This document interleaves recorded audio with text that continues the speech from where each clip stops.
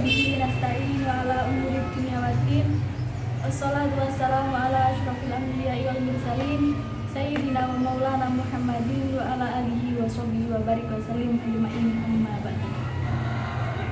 Yang terhormat Abah Yai Haji Idris Jamaluddin dan ibunya Haja Mumimah Falasifah selaku pengasuh Pondok Pesantren Al-Muhibin Putri, yang saya hormati Bapak Mudir Ustadz Ahmad Nidomi, yang saya cintai juga saya hormati orang tua saya yang sedang ada di rumah, juga tak lupa teman-teman kelas 6 seperjuangan yang bahagia. Perkenalkan, nama saya Pungki Sintia Royati. Saya perwakilan dari kelas 6 akan menjelaskan tentang poligami, hikmah poligami dalam Islam. Di sini pertama saya akan menjelaskan tentang makna global. Allah Ta'ala membuka surat An-Nisa dengan seruan kepada seluruh manusia tentang bahwasanya manusia disuruh untuk menyembah hanya kepada Allah, dan tidak ada Tuhan yang pantas disembah selain Allah. Dia adalah Sang Maha Kuasa. Oleh sebab itu Allah menciptakan seluruh manusia ini dari satu jiwa, yakni dari Adam. Dan dari Adam terciptalah istrinya, yakni Siti Hawa. Kemudian dari Nabi Adam dan Siti Hawa tersebut tersebarlah seluruh umat manusia yang ada di bumi ini. Dengan demikian, semua manusia di sini itu berasal dari satu bapak, yakni Nabi Adam. Dan sesungguhnya sejatinya mereka manusia yang ada di bumi ini itu bersaudara, baik dari segi kemanusiaan maupun segi nasab. Oleh karena itu, hendaknya yang kuat itu membantu yang lemah, dan yang kaya itu menolong yang miskin. Kemudian saya akan menjelaskan tentang poin kedua, sebab turunnya ayat. Yang pertama, konon ada laki-laki dari Ghatfan itu dia mempunyai seorang keponakan yang yatim. Kemudian dia membawa banyak sekali harta milik keponakannya yatim tersebut. Setelah si keponakan tersebut beranjak dewasa, si keponakan itu meminta hartanya untuk dikembalikan kepadanya. Akan tetapi si pria dari Ghatfan ini tidak mau memberikan harta si anak yatim tersebut. Jadi hal tersebut diadukan kepada Rasulullah, dan turunlah surat yang berisi tentang dan berikanlah kepada mereka harta mereka. Demikian diriwayatkan dari sahabat Sa'id bin Jubair. Sebab turun ayat yang kedua, yakni dari Sayyidah Aisyah berkata bahwasanya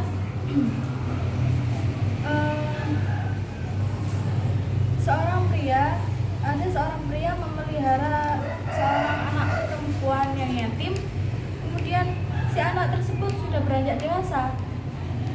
Anak tersebut dinikahi oleh si pria tersebut.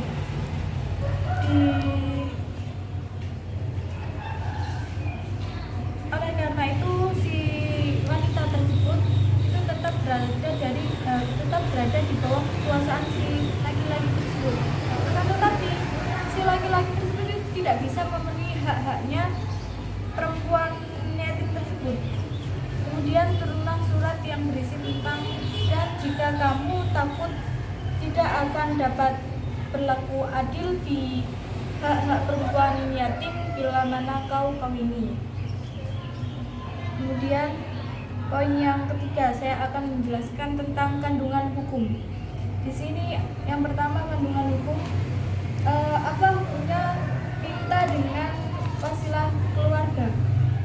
Di sini berdasarkan firman-Nya Allah, dan takutlah kepada Allah yang yang kamu minta dengan namanya dan dengan nama kerabat. Dari firman tersebut menunjukkan bahwasanya meminta dengan wasilah keluarga itu berhukum boleh. Terlebih-lebih menurut qiraah Hamzah, sebagian ulama berpendapat